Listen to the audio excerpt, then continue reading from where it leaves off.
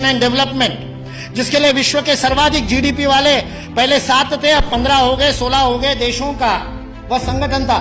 उस ओईसीडी ने सन 2000 में एंगस मेडिसन नाम के अर्थशास्त्री को यह काम दिया कि वो विश्व का आर्थिक इतिहास लिखे। और चूंकि उनकी गणना, उनकी हिस्ट्री 0 ईस्वी से शुरू होती है, तो एंगस मेडिसन को भी काम दिया 0 ईस्वी से 2000 ईस्वी तक 2000 वर्ष का आर्थिक इतिहास लिख दीजिए। उस पुस्तक का नाम है economic history of the world millennial perspective by Angus medicine.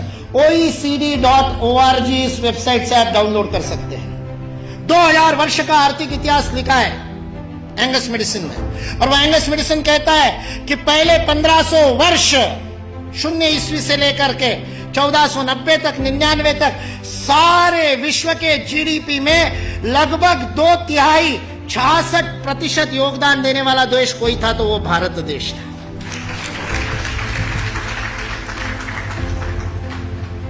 मैं सोच रहा था, इतिहास का मैं विद्यार्थी हूं, आपके जैसा इतना अध्ययन तो नहीं किया, लेकिन मैं सोच रहा था ये 1500 से क्या संबंध है, तो पता चला वास्को दी गामा 1498 में आया था।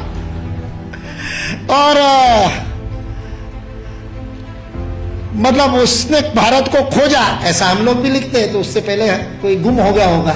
जो गुम हुआ भारत था वो विश्व के 2/3 जीडीपी को प्रोड्यूस करने वाला, और केवल प्रोड्यूस करने वाला नहीं, विश्व को समृद्धि का अवदान देने वाला, वितरण करने वाला। विल ड्यूरांड अमेरिकन इतिहासकार है, 11 खंडों में उसने लिखी है हिस्ट्री ऑफ सिविलाइजेशन। वह विल ड्यूरांड लिखता है सारे विश्व को संपदा का वितरण करने वाला कोई देश होगा तो वह देश भारत देश है। वितरण शब्द प्रयोग किया है, लेन देन नहीं, वितरण करने वाला देश। सारे दुनिया में हमारे व्यापारी जाते थे। वो वास्को दी गामा को भी हमारे ये गुजरात का व्यापारी, वास्को दी गामा ने अपनी डायरी में लिखा है, वो गुजरात का व्यापारी पानी के जहाज लेकर के उसको मिला साउथ अफ्रीका में, उसको तो भारत मिला नहीं था।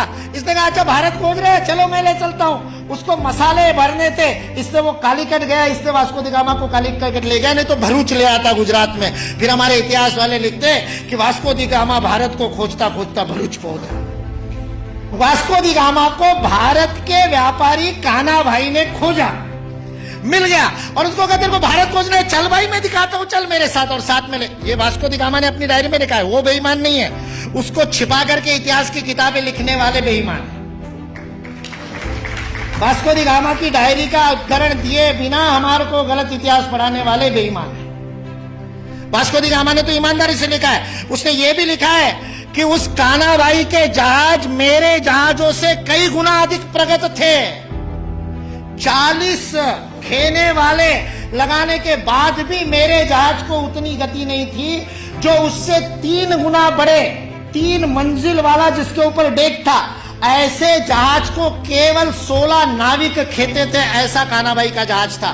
भारत की विज्ञान और तकनीकी की स्थिति अंग्रेज इस देश में आए तब सारे विश्व से अधिक उन्नत थी।